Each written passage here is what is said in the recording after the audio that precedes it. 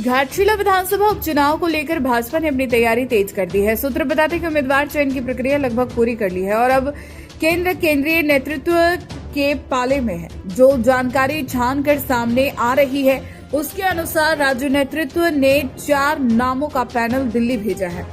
इनमें लखन मार्डी, सुनीता सोरेन, रमेश हांसदा और बाबूलाल सोरेन शामिल हैं। आखिर क्यों इन चारों नामी पर चर्चा की जा रही, क्या रहा है पार्टी में इनका योगदान, इसके बारे में भी आपको बताएंगे। लेकिन जो सूचना मिल रही है, इन्हीं 4 नेताओं में से किसी एक को भाजपा का आधिकारिक प्रत्याशी घोषित करेगी। भाजपा जानकारी के अनुसार इन चारों नामों का चयन संगठनात्मक मजबूती, क्षेत्रीय समीकरण और पिछली चुनावी सक्रियता को देखते हुए किया गया है।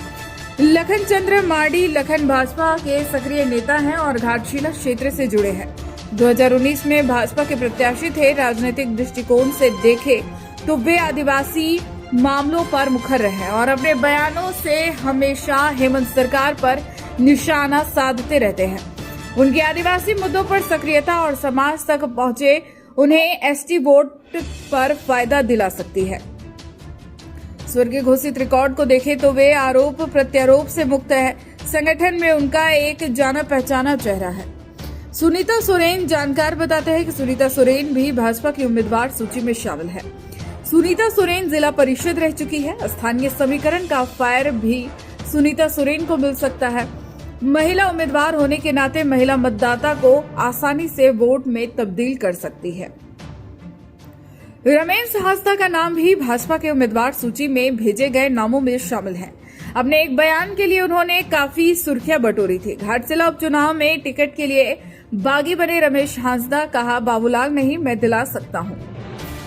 पार्टी को जीत तो दर्शाता है ही कि वे दबाव राजनीति कर रहे हैं। चुनाव को लेकर सक्रिय रुख बता रहा है कि टिकट न मिलने की स्थिति में बागी तेवर के कारण मतदाताओं को प्रभावित करने की कोशिश कर सकते हैं। जानकार बताते हैं कि प्रत्याशी की दौड़ में बाबूलाल सबसे आगे दिख रहे हैं। जैसे अनुमान लगाए जा रहे हैं कि बाबूलाल सोरेन ने 2024 के लोकसभा चुनाव में भाजपा के उम्मीदवार के रूप में भाग लिया था। लिहाजा केंद्रीय स्तर और पूर्व प्रचार का अनुभव फायदा पहुंचा सकता है। लेकिन ध्यान रहे कि पिछले चुनाव हार गए थे तो हारने वाला चेहरा का तमगा पार्टी को हानि पहुंचा सकता है। उपचुनाव को लेकर मजबूत रणनीति बना रही है और उम्मीदवार की घोषणा के बाद मैदान में आक्रामक प्रचार अभियान शुरू किया जाएगा। घाटशिला का उपचुनाव भाजपा मिशन मोड में आ चुकी है। अब सबकी नजरें दिल्ली पर है। देखना दिलचस्प होगा कि घाटशिला उपचुनाव में इन 4 नामों में से कौन भाजपा का चेहरा बनाता है और नैया पार लगाता है।